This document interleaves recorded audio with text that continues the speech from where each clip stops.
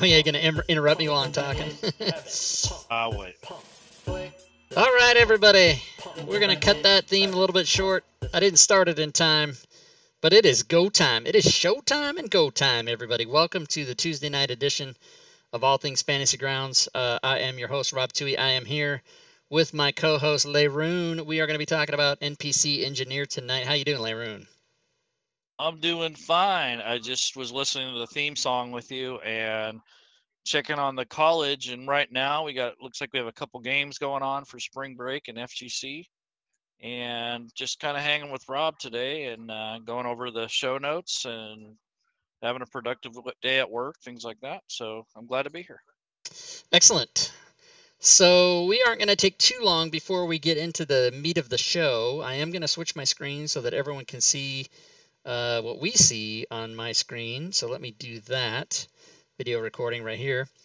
Before we start, I am going to give the show disclaimer, which is that All Things Fantasy Grounds Talk Show is meant to teach and help, but the opinions stated in the show are not those of Smiteworks USA LLC or Fantasy Grounds. We are a complete separate entity from them, and we are just doing our little thing here to make everybody happy with some info. Quick programming note: as of today, it is decided that this show will move to Sundays only after April 3rd. So we're still going to do it Sundays and Tuesdays through April 3rd, but then after the April 3rd Tuesday show, we're going to go to Sundays only. But we're still going to keep it rolling and still going to keep things moving. And if you guys have ideas for show subjects, you just let us know. Get a hold of us and let us know. So today we are going to be talking about NPC Engineer. If you want to look about this information and follow along with us what we're talking about, the site is masq.net. Mask is the guy that made it. He is our special guest tonight, but the show is pre-recorded. So what you're hearing now is live, but we're going to play a show that we pre-recorded. He lives in Scotland, and right now for him it's like 2 in the morning, so we pre-recorded the show with him. But if you want to go to the website, it's mask.net, masq.net. And we are also going to give away a prize tonight, are we not, Layroon? Oh yeah, we're going to give away a prize. We're going to give away a module by Andrew Kaywood Publishing. It's on DriveThruRPG. It's called Hirelings and Henchmans. I did the Fantasy Grounds conversion for that, and it's got a $10.50 price tag. We are going to give that away for free tonight. This has 166 NPCs in it. It's got hirelings and henchmen in every class from levels 1 to 6. So if you need NPCs for your games, it's also got monsters including lycanthropes, drow, ogres, vampire spawn, and vampires. So it's a pretty cool deal. We're going to give that away, and the way we're going to do that is we're going to have a raffle at a random time during the video. Now, the video that we're about to play is pre-recorded with Layroon and Mask and I, and it is 1 hour and 5 minutes. So stand by for that, hang back, and Layroon and I will be in the chat. If you guys have questions, you can post them in the chat, in the Twitch chat, and we will answer them live while the video is playing. And then after the video is done, we'll come back and wrap up the show and answer any other questions you guys might have. Layroon, anything I missed before we get the video started? No, I think that about covers it. All you guys enjoy. All right, so I will go ahead and start the video. This is an unedited 1 hour and 5 minute discussion with Mask. So here we go, everybody. Let me get it going. All I need is a play button. Rob doesn't know how to work it all of a sudden. Oh, here it is right here. Okay, we are recording. Okay, and you can let me know if you need me to put this off and sort of show my ugly mug at any point. Okay. Okay, you can cut that bit out. Ooh. Right. So yeah, NPC Engineer then. The goal of NPC Engineer is to get NPCs, as the name suggests, into Fantasy Grounds. But although it started out with sort of Cheer bits in the stream. Thanks for the cheer bits. has grown. So as you can see from the look of it, it's got the look of standards. It's got the look of a standard stats block. And that populates live if you want to type things in. So rather than just being a straightforward parsing tool or import tool, it grew up to be a complete NPC generator. So we give the NPC a name, just something random. And see, we can play about with it. We can change these little controls here. Really show up in more detail later on when we're entering various blocks of text that might say the NPC has. So rather than that, I'll say hanger has, or the hanger has if it's just a generic monster. So you see we've got the other things as drop down menus, all the little items that you would expect.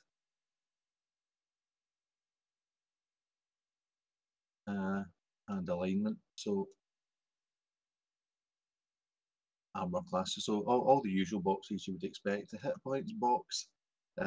Sometimes people struggle a little bit to format the hit point box. So if you double click on it, you get a nice little edit box. Oh man, that's cool. I didn't even know that. Well, I suppose it's full of little surprises, I guess. So you can have like sort of 2d10, for instance, and bonus. Now, something I was working on just actually before we came on air is I had never thought that people would want to give minuses here, but obviously people have low constitution, so or monsters have low constitution. So as well as going up the way, 2d10 plus 6 or whatever, I just fixed it now so that it can go below 0. So see down here, it's now 2d10 oh, minus. Fantastic. Now, the standard version of 5e works with pretty much the average hit points for everyone and everything. So if you hit the mean button, it calculates that for you on that range. But if you're a bit old school and you like random hit points, it'll also roll them. But you can see there's various hit points in there. When you accept that, it populates the hit point box. I've kept the mean and roll buttons out there just in case you wanted to change it without having to double click and open it up. Cool. Core of the NPC obviously is going to be the various attributes and modifiers. If you want all of your modifiers here transferred over to saving throws, there's a wee sneaky thing. If you double click on saving throws, it does that for you. Nice. It's not a standard feature. It's not I've not put it in as a button, mainly because if there's a button there that says it does it, people think they have to do that, and most certainly they don't. It's not something that is a standard thing for monsters, but I put it in there just as a little Easter egg. If people see this video or read the instructions carefully, they'll see that they can do that if they wish for maybe a boss NPC, the local cult, whatever. Little things like passive perception calculates automatically as you put your wisdom up. You see it growing there. If you want your passive perception to be different, you would set the wisdom first of all and then go and change it. If you change it and then change the wisdom, it overwrites. It's a little thing. Oh, I see. So if you, so you always have to make sure that you do your passive perception after you do the wisdom. Yeah. Okay. To be honest, your passive perception is fairly strictly calculated. It would be a very exceptional case where you were changing that not based on the wisdom or the perception skill. Okay. It does take into account the perception skill. If I go over there and click on perception and let's go crazy, make that perception is 9, and then go back to the base stats, you'll see the passive perception is now 19. It's going up along with the perception skill. So set the perception skill and wisdom, and if you're desperate to change it for some reason, then you still can. Same sort of thing happens here. Let's say 10 and automatically picks out the experience. The NPC token, obviously inside of Fantasy Grounds, we use tokens to represent the characters. The easiest task to get them in there. So I decided that the easiest way to do it was just have it as part of the program here. I don't know that I've got one set up ready to show, but what I can do is I can load up an NPC that I've already set up. You can see the idea. There's adult cave dragon loaded up, and you can see the token there, the circular token. Now, obviously, Npc Engineer doesn't create the token for you. You have to do that yourself, either in Photoshop or in one of the token websites that you can find it out there, and have it sitting about as a PNG file. And must it be a PNG file? Can you use a JPEG file for a token? At the moment, I insisted on PNG. There was a good reason for it, but I can't really remember what the good reason was now, because it's a few months down the line. I think there was some confusion in the docs for Parse, the program that was out from Zeus a while back. And the docs certainly gave the impression that it was a single file type, PNG for the token and JPEG for any graphics that you were wanting to import as an image for the NPC. So that's what I stuck with. So a person should make a habit of using PNGs for tokens and JPEGs for other graphics. Yeah, pretty much. I think with the token, the idea would be that PNG, so that you've got the transparency, so that it can show up as a circular thing. Right. If it was a square object, I guess it wouldn't matter within the program. If it was a JPEG, just JPEGs don't have the transparency layer. Okay. So I guess that's why that stipulation is there. I'll not show every stage of typing in an NPC, because if you can see the number of tabs up the top here, there's a lot to it. Yeah. But if you're starting from scratch, you've got your various damage things here, vulnerabilities, resistances, and so on. You can see, for instance, that this cave dragon is immune to acid, poison, and thunder. It's not the easiest to read over here. It's not meant to be your way of reading it. Really, you should be reading it over here on the right-hand side. And scroll down, there's the damage immunities there, for instance. Acid, poison, thunder.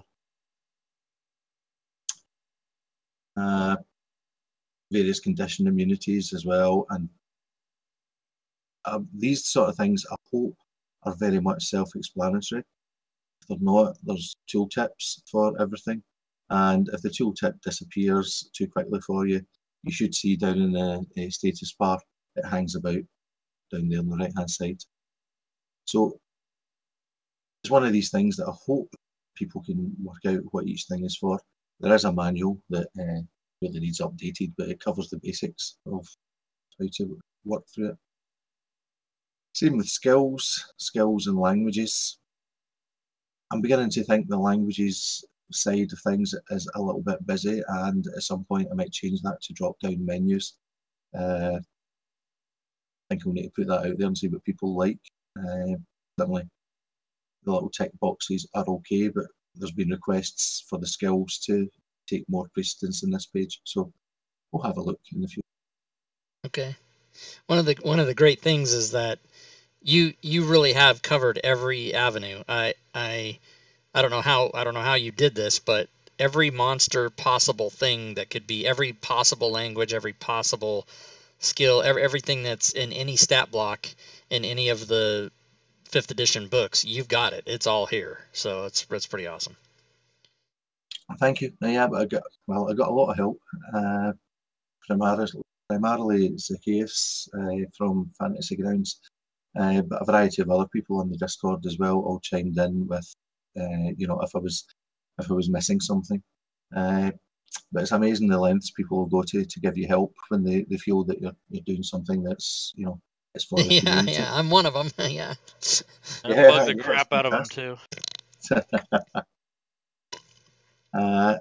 The casting parts certainly gave some problems as time went on, and the most recent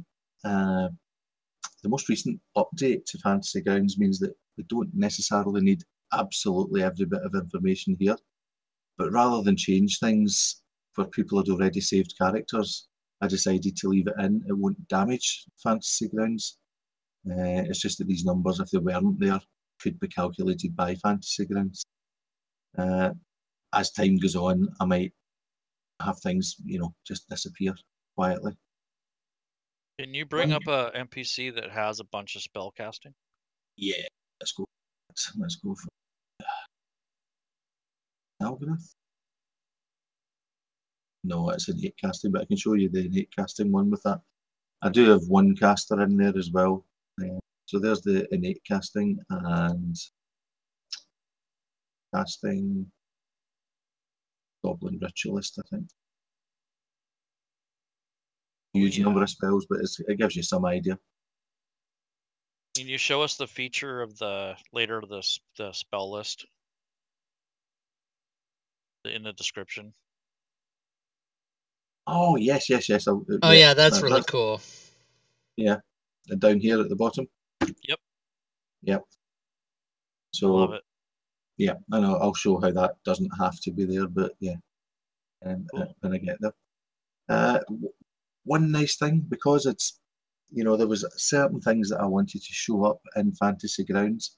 When you used parse, you either had things show up beautifully in the NPC table, or you had it show up nicely in the library, but not both.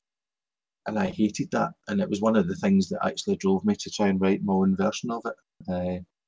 I felt I could do it better in my arrogance, and so I chased it down, and eventually, with a lot of help from Zacchaeus, worked out exactly what was needing to be done. So that process also meant that Npc Engineer NPCs were ready for the most recent update in Fantasy Grounds, and that is the spells auto-populate with spell, what's it called, spell list? No. The number of spell slots, the most recent update. Mm-hmm. So within Fantasy Grounds, any of your NPCs that you've built here will show up with their spell slots pre-populated. Nice. Question: are you going to leave that flavor text there? Because I actually like it. Yeah, that's going to stay there, because any spell can have flavor text. So in this case, I would put the Goblin Ritualist spellbook, or in this case, it would probably be a charm or something. So I would say this spellcaster's spellbook contains, and then it would, something like that. Or I would say you'll see the wording, you can fix it, but I use that quite often to give it a little bit better sentencing. So yeah, and it's nice to be able to have the option to squeeze something in there that you think might be appropriate to this particular. Yeah, that's nice. It may seem a little niggly, but I actually really enjoy that feature. Yeah, and the thing is that it has to be there, because if it's not, then when we get to the import part of it, some casters do have that flavor text, and if it just disappeared, people would rightly be a bit hacked off about that. So yeah, right. So it needs to be there. Yeah, but I don't think it's not necessary. You don't have to use it, but like you say, it sort of adds something to it. It can be as long or as short as you like. It doesn't need to just the size of that box. Okay. Actions, sort of the heart of the whole thing, really. Between actions and traits, that's what really defines a creature when it comes to combat. There's a lot to actions. There's actions up here, reactions, legendary actions, and lair actions. Now, I've upgraded everything recently, so first of all, the icons are clearer. You see the icon here. So you can delete traits from here, or not traits, actions. And each of the different action boxes, actions, reactions, legendary, lair, they all work much the same way. So what we'll do is I'll open up one of the boxes, and maybe open up the reactions box. And you can see now there we've got Oh, that's very nice. That's new. You haven't even. That's not even out yet, is it? No, it's not. Yeah, this is something else I've been working on. Nice. Yeah. So the edit icon is a bit clearer. What I did was I had the reactions and legendary actions and layer actions all share the same list of actions. So if you click on the drop down menu, you have things that you can do there, and I'll explain in a wee while how you can update that list yourself. I didn't want to put too many in because I didn't want to fall foul of the copyright lawyers. Right. So I put a couple in just so people could see how they would work. So that can pre-populate, and then you would update, and you see that adds over there. Accept and close that. You see it's now over here as one of the reactions. What does it look like on the preview?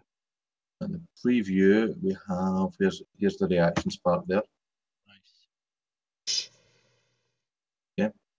Yep. The actions obviously are far more complex. First of all, there has to be more of them down the left-hand side here. There's the multi-attack one that would always show up first. So if we go for multi-attack, it would be and dates over to there. Weapon attacks, you can again depopulate. Now, what I did here was I put in some common weapons, but with their names changed again to avoid copyright. So I went for some Gaelic words. So clay, for instance, that's how it's pronounced, even though it looks like claydine. The clay, which most people, I guess, would know as a claymore, is Scottish sword. And you can see it's filled in all the information down here just by selecting it. But select another one, you'll see that jumping about. So I don't know how to pronounce that one, but it's a boat. You see it's now changed to range weapon attack. It's got a range in here and so on. So it means that if you're doing a whole bestiary and you've got, let's say, several creatures who make claw attacks, you would fill in a claw attack there to choose and save you having to type out everything each time. I had a question for you. Yeah. This has come up in Fantasy Grounds. Two-handed use and off-handed use. So some weapons are versatile, some are, you have attack methods where you have an offhanded attack, things like that. Wouldn't you just add another one, change the title, and adjust the modifier? Isn't that how you do it? Yeah, you could do that. I think it's a modifier adjustment. I think it's, yeah. Okay. Because there's no way to do it where you're using the same entry to do both functions. I don't think you can do that, right? No, there's some things that can. I mean, like the spear, for instance. Let's remember what one was a spear. Was it this right, one? It has 3 different usages. You can throw it, you can use it one-handed or two-handed. Yeah, so this is a spear. Now, again, this took a wee while to get the precise wording correct. The perceived wisdom was to have 2 separate entries for the spear or something like that. One for its melee and one for its ranged. Now, as happens, if you choose the wording correctly, down here, it covers both. Okay. So again, that was another long night with Zacchaeus. The man is a patience of a saint. He really does. He does. Yeah. And you can see down the right here, there's the various different metals that it could be made of, or it could be magic. So that just puts in the correct word in the correct place so that Fantasy Grounds picks up that it's a magic weapon or that it's silvered and so on. And that just changes the damage. Now, obviously, some weapons have bonus damage, so you may have a spear doing its normal damage, but it also does 3d8 radiant. That's the paladin in me, a good one. There we go. So that now down here in the weapon box, it's got all that ready to add. So if I add it over here, we can see it's all there. Nice. And it's the weapon attacks are actually really complex. And I think what happens here takes away an awful lot of complexity for people. There's the other text box as well. Now, there's attacks such as a vampire's bite, which will have a whole load of other text in there as well. That's not a direct dice roll damage, but it's got other things like, there's some attacks, obviously, that they drain the constitution a point per round and so on. And that's where that text would show up. And again, yeah, something like if the vampire's bite hits, then the target must do a constitution saving throw DC 15 or be cursed or or poisoned or whatever it is. Yeah, that's awesome. Yeah. And that, of course, has to all be worded correctly. So people that are putting that in there manually, they got to make sure that it's worded the way Fantasy Grounds wants it to be. Which, if you're wondering about that, you can just check it against anything that's already done in Fantasy Grounds. Yeah. I mean, it's one of these things that people might want me to be able to, code for every available option, but clearly you can't. No, there's no way. Yeah. Cheerbits in the stream. Thanks for the cheerbits. So that's that window, which is quite a complex one. And at the end, the bane of my life, the description box. I've been on you about this for many times. This is awesome. Oh, listen, it's not just you. I was on with someone 2 nights ago. Someone from Texas who was using Windows 7. And it was giving out yet another different set of codes that I had to try and cut out. This is, for people watching this who don't know what's going on, the box here, white box on the left-hand side, what's called a rich text box. And it's what's at the heart of WordPad, for instance, in Windows. And it uses RTF, which is, the standard interchange language for cutting and pasting between word processors. You would think this would all be easy. Nope. Microsoft made this by far the most arcane piece of work. I can't believe how ridiculously difficult it is to work with. So as you know, Rob, we spent ages back and forward trying to isolate various codes, get them to not be there anymore. The quote was one, the quotation mark was one, and then we had trouble with bolding and chat box, and oh my god, it was awful. It was awful, but we got it. You set your mind to fixing that stuff, and you're on it. Yeah, it's tenacity. That's it. You just got to stick at it. It's either. I mean, there's only 2 choices: that I stick at it, or I just take this out and go away and sit in the huff. I told you, if you go to the monastery, I'll go with you because it's over. I'm just going to go with you. I'm going to facilitate it. It's going to be the monastery of coding. Excellent.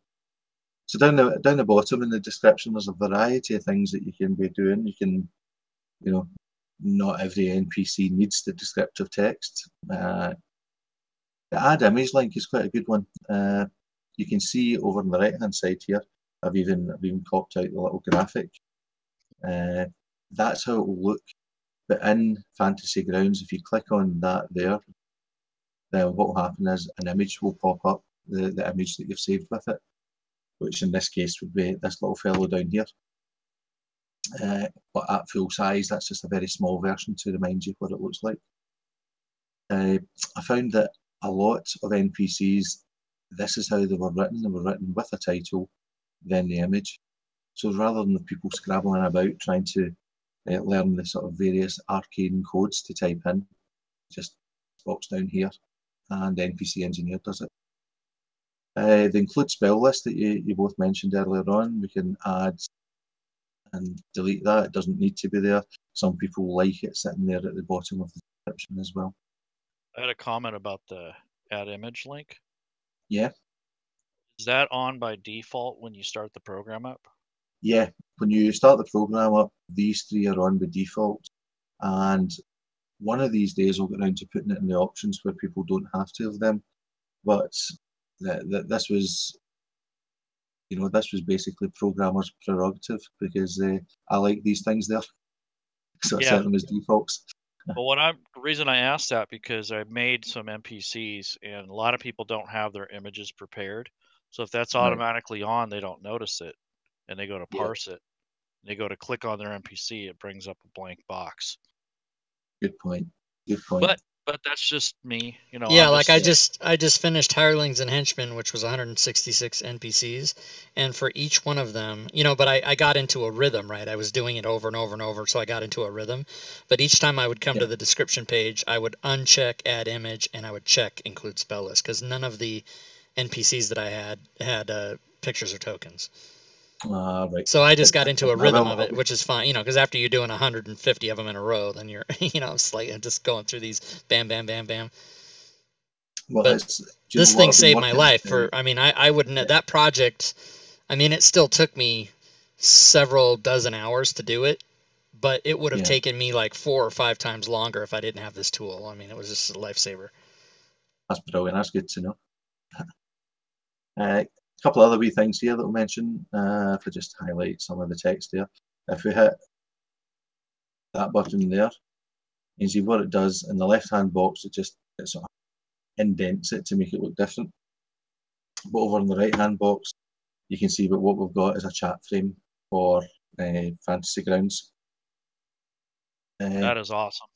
And if you click on the little bubble in Fantasy Grounds, then what happens is this gets squirted directly into chat. So it's something that that some people use. Not everybody uses it, but it's there. There's a problem that we have to talk about, but I'll get there. You can also have bulleted lists. Clicking on the lists, it shows you them down here. One of the issues that I find hard or even impossible to code around is if you go directly from either chat frame to bulleted lists, or the other way around, you get guff. I'll do it just now and see if I can make it happen. Yeah. So see down here we got a whole load of horrible code that I was talking about. Yeah. And we didn't get the chat box that we wanted. But if you click about a couple of times,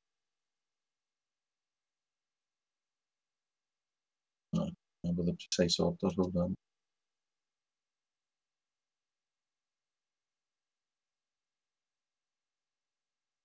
Okay, the bottom line is don't do it.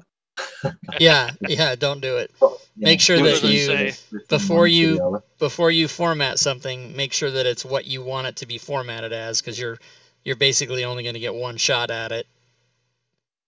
No, if I've loaded up something else, what I do is I go down here and put the chat frame on that.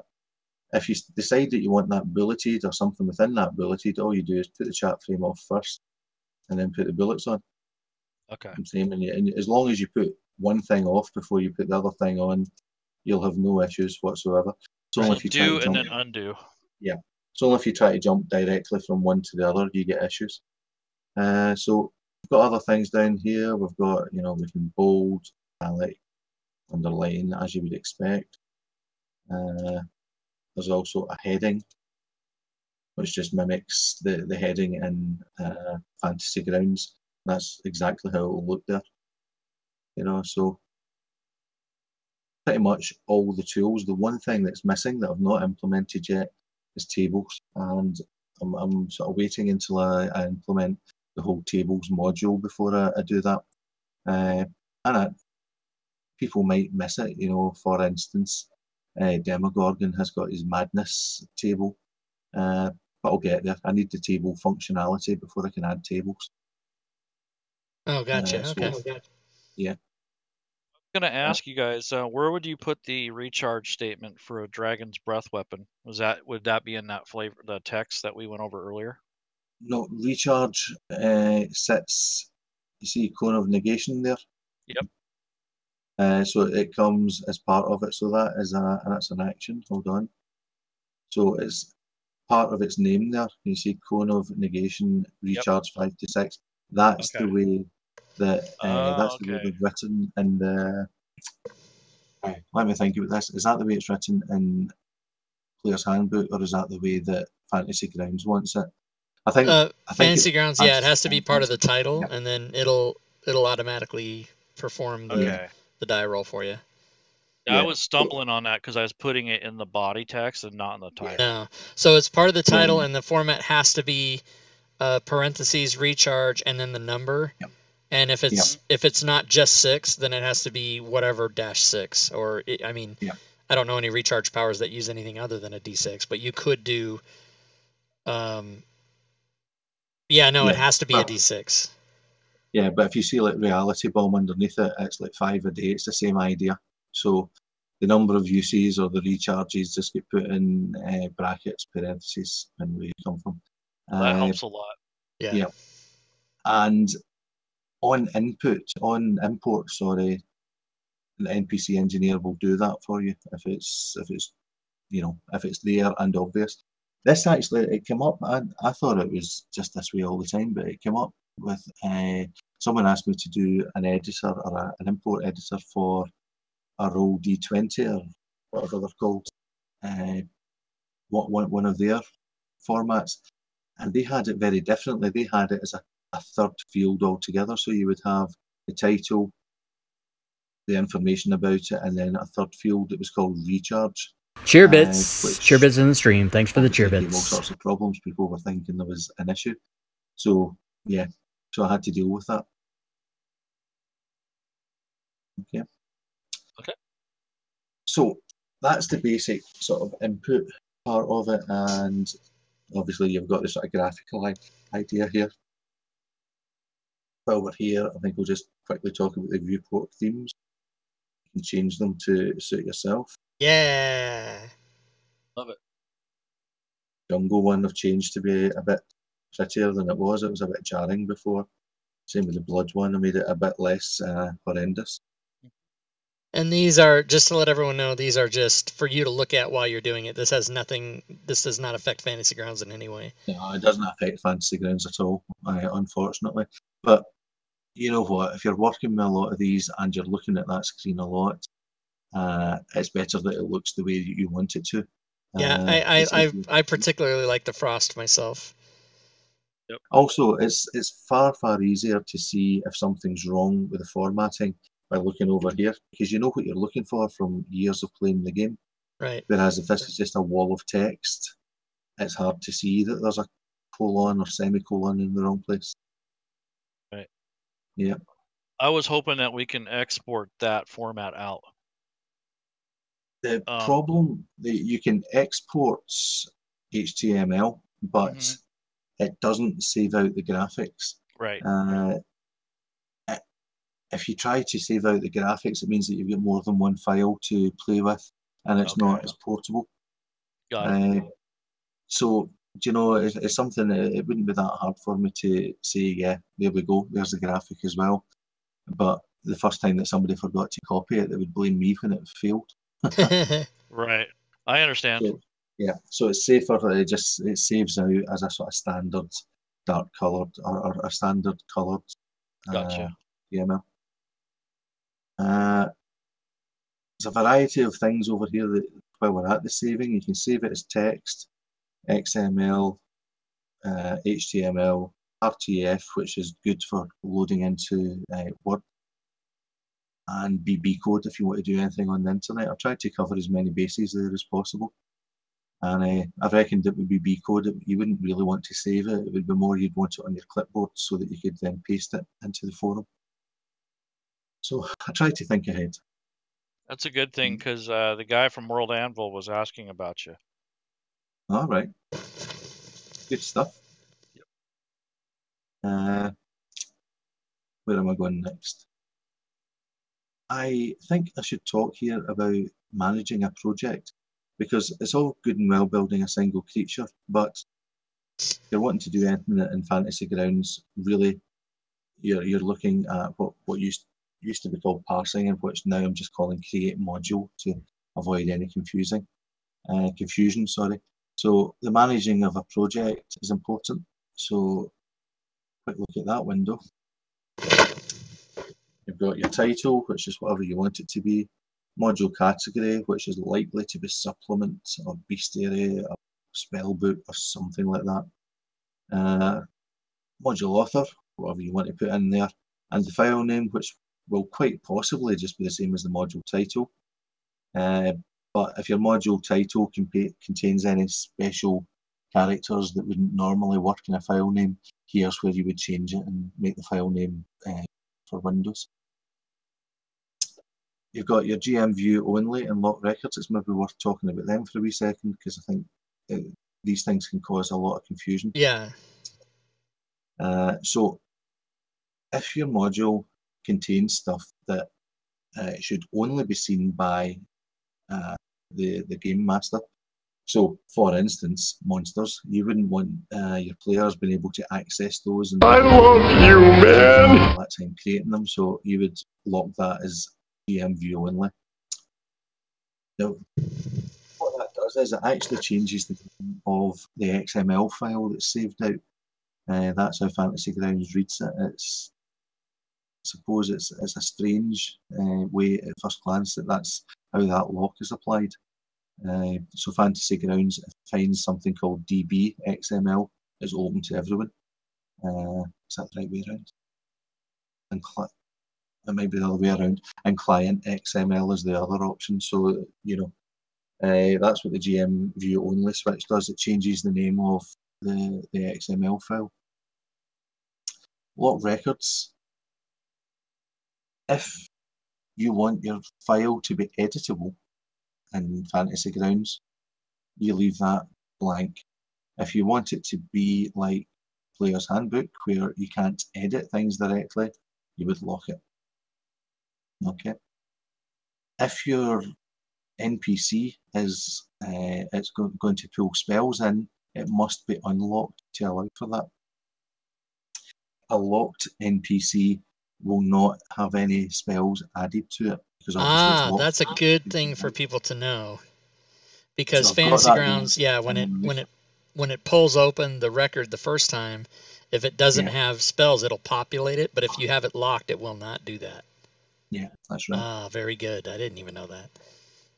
Okay, so these two are, and again, this was another late night with Case, like nailing this down. It's amazing, it's because any project, as it grows, there's always wee things that fall off the edge and don't actually get documented. And it's these little things that take ages to nail down and make work the way you want. So as I say, I mean, it was this, but in particular, the lock records that made it possible for the new spell slots thing to work automatically, thankfully. Nice.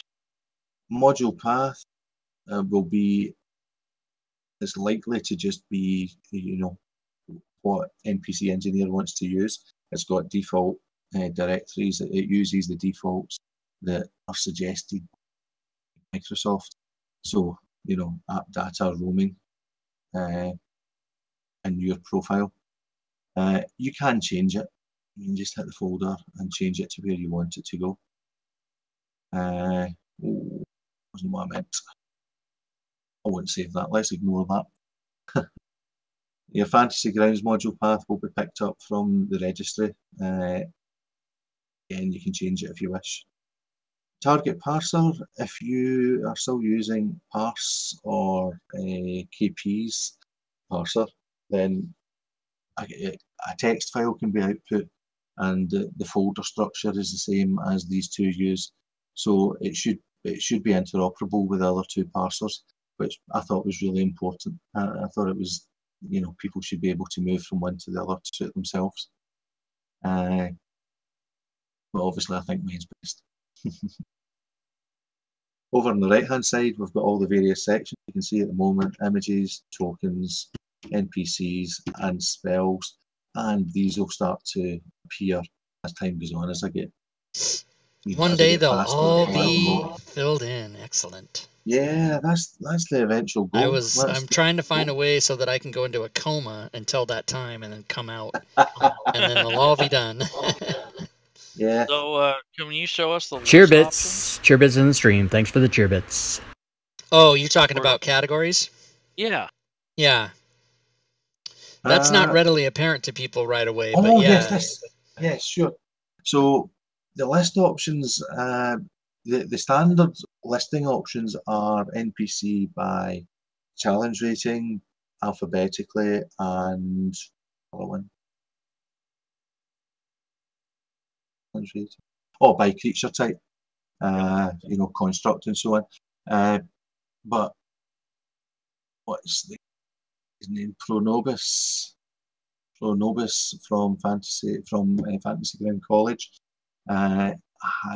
he's got a wonderful system which I'll not try to explain at this point. But one of the things that he asked for was that NPCs could have this extra listing where we can list creatures. But in fact, I'll load up a different one because that's got everything checked. So hold on. There's the Anku that I should have less checked. So there's the Anku. Said that where it's likely to be found is coastal and grassland. Now, for those of you that have been playing for a long, long time, you'll recognise this as what used to be the ecology entry.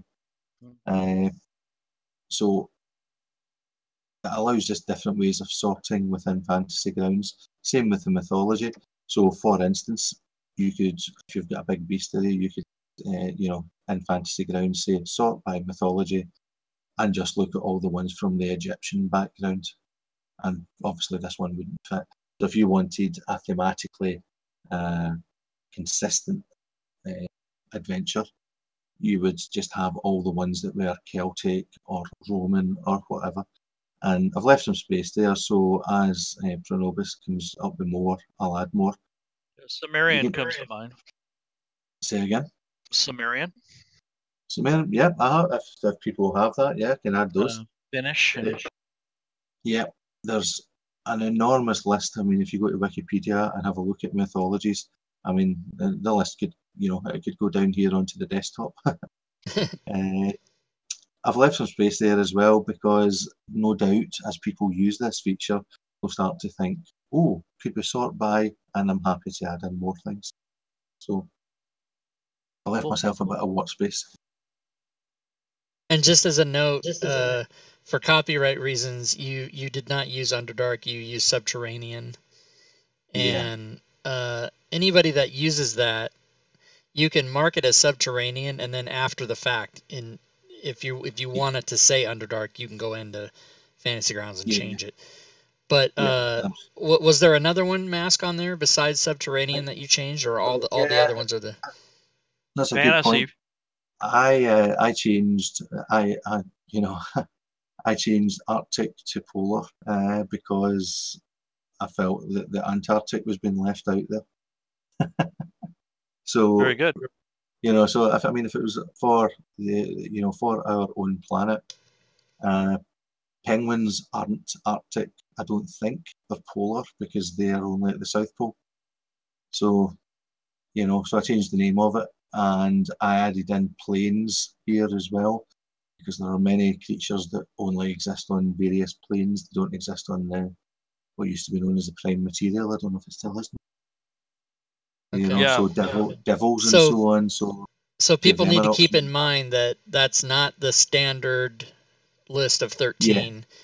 And if you are, especially with Underdark, if you're doing Underdark, you're not going to be able to mark it there because that could be that's a copyrighted word. So Mask has Subterranean there, and then you could just market that, and then all you have to do is go into your XML after the fact and change the word Subterranean to Underdark, and you're fine. You just do a search and replace if you wanted to do that. So you can do a search and replace for fantasy and change it to Faerun or something like that, right? Right, you could do that as well. Yeah, absolutely. Yeah. Oh yeah, if you wanted to change that. Okay. But to be honest, I don't know if there's a need for that because the only person that's going to see that ever is the DM. So, if you click Subterranean and it lists as Subterranean, do you really need to change it? But You know, I mean, if people want to, they can, as you say, if they're happy enough playing about with Well, XML. the reason I'm thinking of it is I'm thinking in terms of a commercial product, which Oh, sorry, yeah. Yeah, right. So, but I'll do that after I the like fact. the planes. I like the plane idea, but I was hoping you could touch on the different planes of existence. So I have another column that lists the different planes, so you can sort by all the monsters from the elemental plane of fire, or all the monsters from the ice, or But that's just a thought. You don't need to do that. Yeah. No, that's something that should be. I'm just thinking.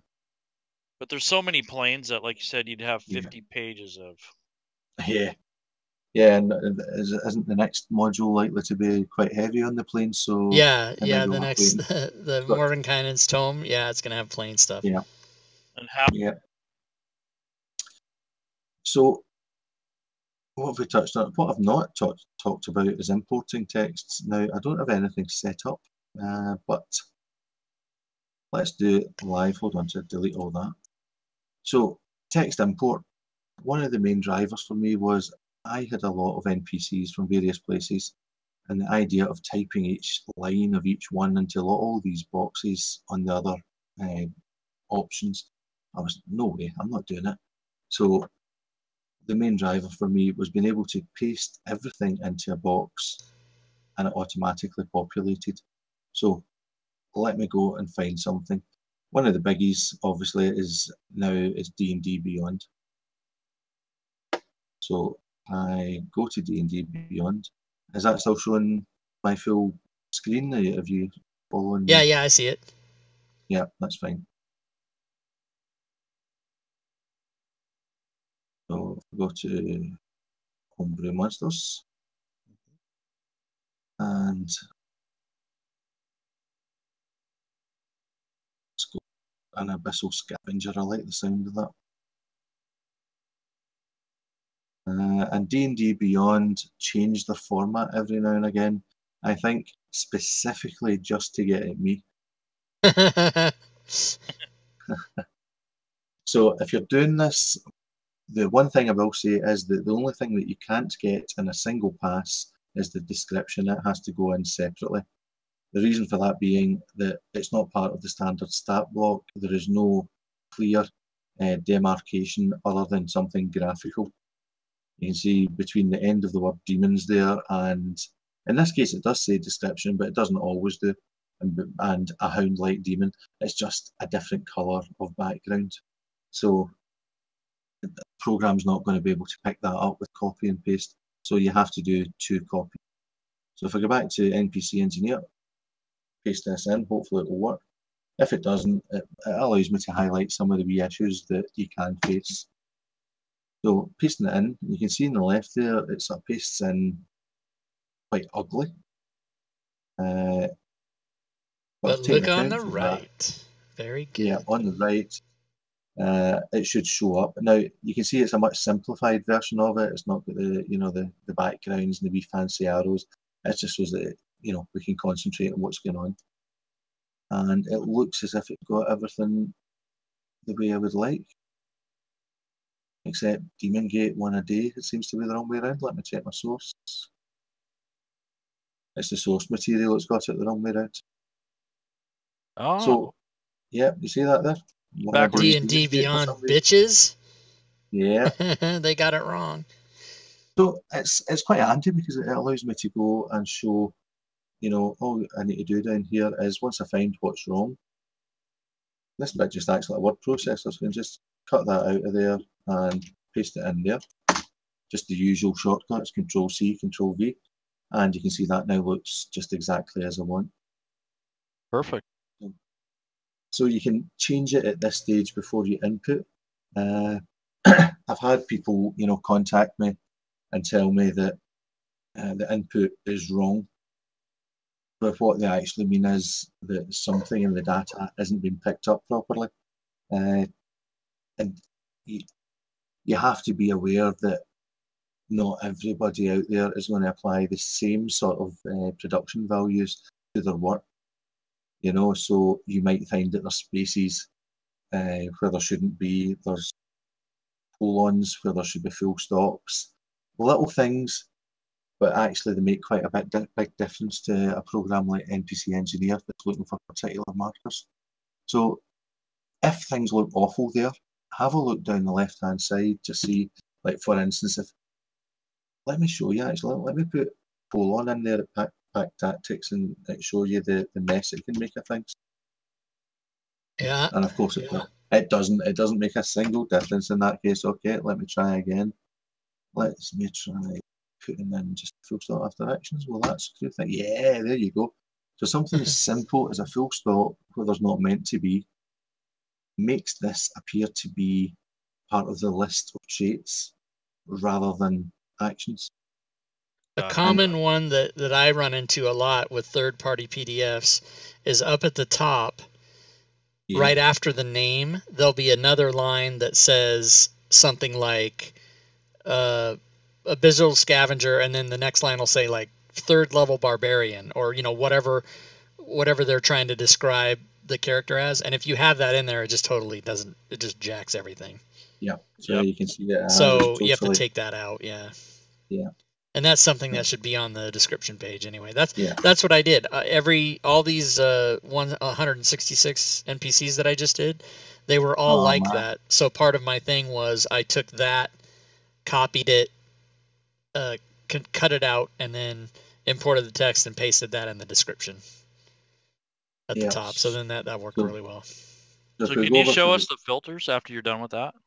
The filters? Yeah, after you're done. Oh, yeah. So I was just going to say that the next thing you would do, you would control copy that and you would fire into the description page. Ooh. That was because I didn't press the new one earlier on. That was my own fault. Anyway, so you would just paste that in there and copy the image and place it in. So, yep. Let me get back to the import then. There's a variety of filters here, so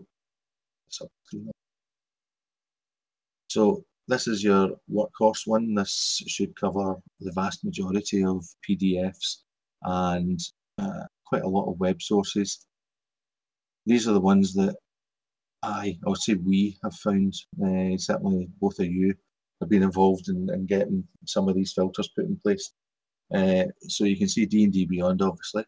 Fantasy Grounds XML, so you can take creatures from another module and put them into your module. I guess if you've bought it, then there's no illegality in that. Mainly, though, it was there for people who maybe had built a module and then deleted all their source stuff and then realised that that was a very silly thing to do. So it was a way for them to get their stuff back from their own module. DB is a nice wee website. Hero Labs, a lot of people use that. Dungeon, I don't think there's going to be a lot of call for that because it was very niche. Yeah, it's not got. Is it Dungeon? It's not got the homebrew. It might not be. Anyway, RPG Tinker, D&D Wiki, Incarnate. That's Pronobus's thing. Roll20. I think there's a couple of people. That so Roll20. Oh my god, I had a heart attack. Okay, sorry, I'm okay. It's for only one of the available APIs, the 5e shaped, but it allows people to have done some work there to easily bring it over, and certainly the two people who have used it so far have been very grateful. A couple of other things down the bottom there that are very, very niche, and you really shouldn't depend on these. For people watching, if you're copying something and you've got, let's say you've got 50 monsters to play with, and none of them work, talk to me, and I can put in a new filter there. Certainly, it's not worth me working on something for 2 hours if you've only got 2 monsters to do, because you can fix it yourself in like 20 minutes. But if you've got a lot to do, then I'm happy to throw in another one there, because if you're meeting a problem with a lot, then so will something. So is that what you were after there, Lennon? Yeah, so you can almost put that by publisher instead of by source. So you can do here's a Frog God source. The Frog God one's difficult. Oh my god, Frog God. Oh my god. I try for What a their nightmare. for their modules with the tiny little and you know what? I got a lot of help from the guy that runs it. He sent me a whole pile of stuff to work with. But it got to the point it just couldn't inflate. I mean, I would say it was maybe 85 to 90% of the way there. But that's not enough. I mean, if someone's trying to do it and it's 10% wrong or it's 10% failing, you know what's going to happen. They're going to immediately be on the Discord telling me that I'm rubbish. So Yeah, it's better. It's better not to put it out than put it out half-assed, basically. Yeah, the language. And the other one, I mean, the what was it called? 5th edition foes. It's got a very particular style of presenting its NPCs, and there was actually a moral thing there. I thought, well, if I put in a way of getting those in, it can only be used to basically, cop that book into Fantasy Grounds.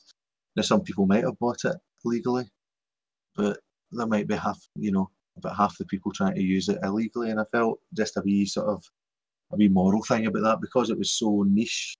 So that's why I decided not to work on that one. That makes sense. So what else have we got to talk about? You got anything new coming up, functionality or anything you could share with us? Well, let's just I'll open this up and see. Nothing drastically new. There's a wee updated list there. There's a couple of theme changes.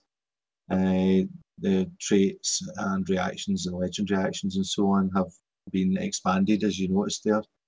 The hit point entry and a couple of things fixed. What about this thing called Spell Engineer? Yeah, I'll show you the Spell Engineer now. That's my current baby. I know we're not talking about that today, but I would like to see what you've done. Yeah, it's good for people to know. Everybody can see what's happening. So Spell Engineer is that one. And just last night nailed the parsing. So it's now, it's not got the input section yet, the import section yet, but it's fully functional apart from that. So if you're happy typing out your spells, you can type all the information in there, hit save, add to project, and it will parse into Fantasy Grounds. Nice. So that's ready to go just whenever I package it and put it up on the website. So what do I like about this? What I like about this is the flipping, the wee graphics at the side. So you can see a little spell book over here. Mm-hmm. And that just changes with spell speed. Oh, there you go. Cool. And it's pure eye candy. It does nothing. It can't carry over into Fantasy Grounds. It's purely for the way you look at it here. I'll open up a spell. I've got a saved here, I think. Beautiful. Frost Fingers, I'm sure you will recognise as Burning Hands, except Frosty. Yep. I'm not all that creative, so I had to cop some other spell. So you can see how it all lays out there. It's got, the first level, evocation, interaction, self, instantaneous, and all that. So all these things down there as you would import it. You can, if you don't know, for instance, what a casting time would be, you can go over here and have a look. What type will it be? Action, bonus action, reaction, hours, minutes. So these are all the options that are used in the player's handbook. I have a Fantasy Grounds type question, or I guess 5e. Yeah. Is there a way to denote that it takes a material component, such as a dollar amount? Yep. So down here, if you click on material, that box opens up, and that's where you type in. Nice. A silver dollar. There you go. And that's not bad coming from a Scotsman, eh? No. And that should have, yeah, there it is over there, silver dollar in brackets. Nice. And that's the way it's usually denoted in the player's handbook. Little things that little things that I think people might never notice if I don't point them out. Like up here, it says first level evocation. Don't know if you've ever noticed it, but it's a cantrip. It says it is evocation cantrip. Nice. And in the player's handbook. And do you know, it's one of these things that I feel that, well, if I'm doing it, it should be as good as the product that's out there already. So Yeah, things like that I think are quite important. So it changes your own material, your own homebrew material from re-scribbled notes to, you know, being on the same standard as purchased material. Right. I think that's important. Rob, would there be any room for your jargon for spells and this sort of thing? You could add it to the description, I suppose, but it wouldn't be functional. You'd have to, you know, it wouldn't code it. You could print out the code and show people what it is, but it wouldn't work if it's in the spell description. It'd have to be like I have it. Okay. But that's for the actions tab, isn't it? For the actions tab, yeah. Yeah. So it's not the same as what this is all about. Okay. Funnily enough, Pronobus was asking about that as well. I'm not sure. I don't know if there's any way around that. That's okay. I was just curious. What in the type? What is that? The next to duration, there's type. Drop down. There you go. Again, it's just all the various. Okay, gotcha. Concentration 1 hour, that kind of thing. Okay, cool. Yeah, very good. So all the stuff down the right hand side is, you know, support for building, casting time, range, duration. Awesome. Final thing there is the cast by. You hit that wee box, and it comes up. And I don't know why it says nice. Can cast it. Hold on a minute. That's not right. Oh my God, we found an error. Yeah. But I see what you're doing there. You're making it so that you can put at the bottom of the thing, the list of people that are able to cast that. Yeah. There you go. So, you know, some people might look at it and go, why the hell have you got a fighter in there? They don't cast spells. Well, Eldritch Knight.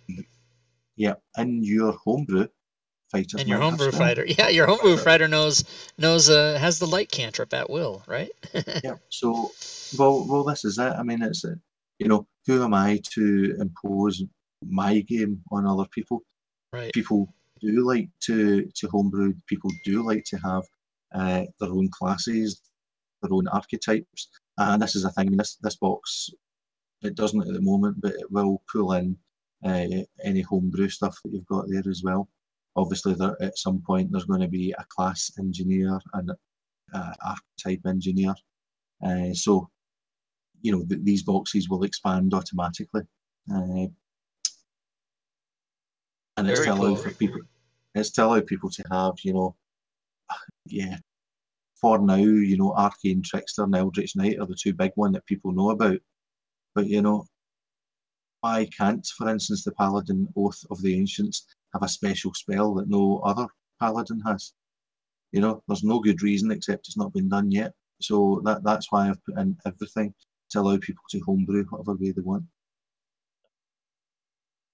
Very nice. So it's quite a nice little one. That it's do you know, the single hardest part about it was the coding of the XML. That was a nightmare. It was actually easier to code the XML for the NPCs, but it's done now. Awesome. So that's that. Anything else you want to talk about or ask about there?